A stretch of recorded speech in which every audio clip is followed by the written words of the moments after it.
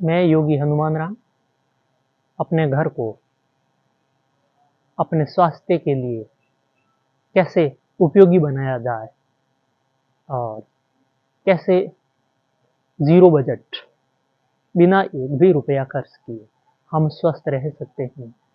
अपने घर में घर की छोटी-मोटी जो रसोई की चीज़ें हैं, उनका उपयोग करके उसके ऊपर चर्चा करेंगे। ये बहुत ज़रूरी चर्चा है क्योंकि आज की चर्चा है उन माँओं के लिए जिनके छोटे-छोटे बच्चे हैं, वो उनका जीवन होता है। उनके खुद के जीवन से, शरीर से भी अच्छा उनको अपने बच्चों का जीवन लगता है। वो उनके लिए कुछ भी करने के लिए तैयार रहती है।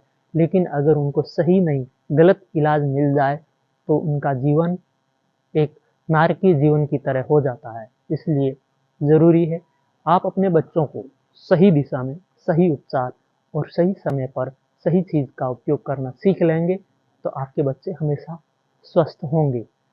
तो अब हम छोटे बच्चों की जो सामान्य सी बीमारी है, बहुत बहुत बार हमने देखा है कि बच्चों को लूज़ मोशन लग जाती है। थोड़ी-थोड़ी देर में बार-बार उसको लूज़ मोशन लग रही है। तो इसका सीधा-सीधा मतलब है कि बच्चे के पेट के अंदर कुछ न कुछ गड़बड़ है, या तो उसने ज़्यादा खाया है या कुछ ऐसी चीज़ उसके आस-पास आई है जो गंदी थी और वो उसको इन्फेक्ट कर गई, या उसके ऊपर कुछ कुछ उसका बैड इफ़ेक्ट चला गया। तो अब बच्चे को बार-बार लूज़ मोशन आ रहा है, उसका क्या समाधान करें? जिन बच्चों को ज़्यादा लूज़ मोशन बार-बार होता रहता है, जो माँ का दूध पीते हैं, उन बच्चों को माँ के दूध के अलावा कुछ भी नहीं पिलाना। ये ध्यान रखें, माएँ क्या है, बहुत ज़्यादा बच्चों की चिंता होती है, तो वो उस चिंता में उसको कुछ न कुछ और ऐसा-वैसा कुछ बाहर से लाके केमिकल वाली चीज़ें या बहुत सारी चीज़ें मिलती है कि ये दे दो, वो दे दो, उससे उनके शरीर में और नुकसान हो जाता है। इसलिए कोई भी ऐसी-वैसी दवा या इस प्रकार की ऐसी चीज़ें ना दें कि वो उस बच्चे को नुकसान कर जाएँ, क्योंकि उस समय बच्चे का शरीर बढ़ रहा होता है, भीतर उसकी रोग प्रतिरोधक क्षमता बढ़ रही होती है। उसको अगर आप बार-बार डिस्टर्ब करेंगे, उसको अगर बार-बार परेशान करेंगे, तो आपका बच्चा कमज़ोर हो सकता है। इसलिए अगर बच्चे को मज़बूत बनाना है, तो उस बच्चे की जो प्रकृति जो उसके ऊपर प्रभाव डाल रही है, उसको आप समझिए। बाद बच्चे को लूज़ मोशन लगा है, तो आप इसको सीधा-सीधा समझिए कि बच्चे के पेट के अंदर प्रॉब्लम है। अब पेट के अंदर समस्या है, तो आप कौन-सी दवाई देंगे, क्या देंगे उसको कि उसकी पेट की समस्याएँ ठीक हो जाएँ। तो इसके लिए अपन शरीर की जो रोग प्रतिरोधक क्षमता है, उसी को क्यों ना एक बहुत अच्छा एक समाधान दे दें, उसको पावर में ले आएँ। तो जैसे ही रोग प्रतिरोधक क्षमता शरीर की अपनी शक्ति में आएगी, स्ट्रॉन्ग हो जाएगी, तो जितने भी भीतर बैक्टीरिया पनप रहा है या कुछ भी प्रॉब्लम हो रही है बच्चे की, या डाइजेशन सही नहीं हो रहा है, तो वो अपने आप होने लगेगा। तो ध्यान रखिए अपने बच्चों का।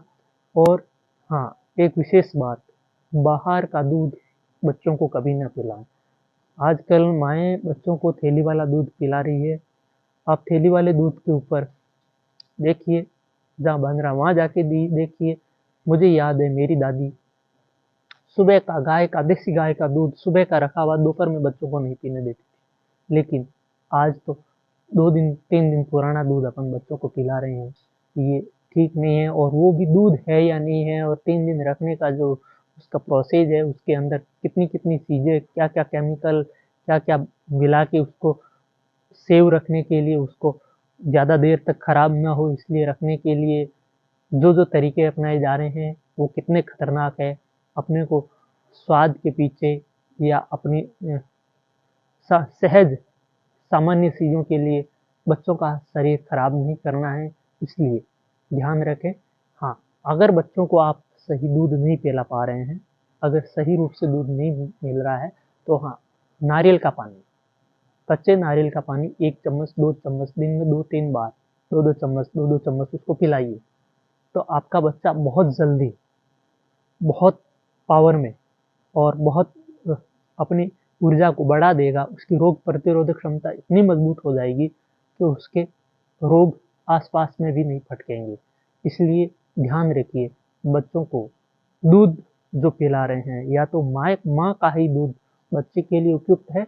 अगर माँ का पर्याप्त दूध किन्हीं कारणों से बच्चे को नहीं मिल रहा है, तो आप बच्चे को नारियल का पानी ज़रूर पिलाइए। ये माँ के दूध की जगह बहुत बढ़िया ले सकता है। लेकिन इस प्रकार का पड़ा हुआ पुराना बासी 2 दिन पुराना केमिकल वाला दूध ना पिलाएं। अगर देसी गाय है आपके पास तो उसका पिला सकते हैं ताज़ा दूध। धारोष्ण सबसे अच्छा होगा। लेकिन जिन बच्चों को और कोई प्रॉब्लम है तो उनको उसकी समस्याओं को देखते हुए जैसा उपयुक्त हो वैसा दिया जाए तो बच्चा स्वस्थ रहेगा।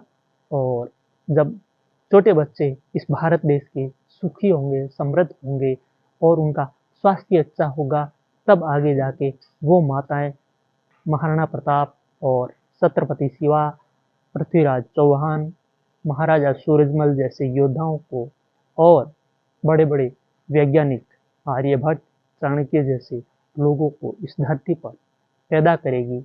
उसी से हमारा भारत विकसित होगा।